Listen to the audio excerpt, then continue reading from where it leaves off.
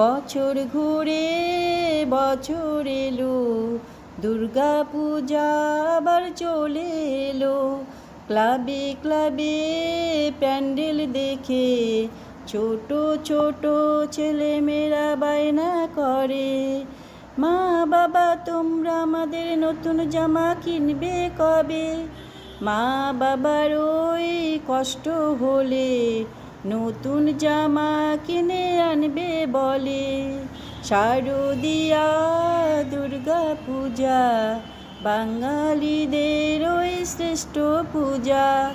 ঢাক বাজে কাসর বাজে ধূপ জেলে ধুনুচিতে সুগন্ধিতে ভরিয়ে দেব মাকে। এলো এলো এলো এলো মা দুর্গা মা, আর এলো এলো এলো এলো মা দুর্গা মা।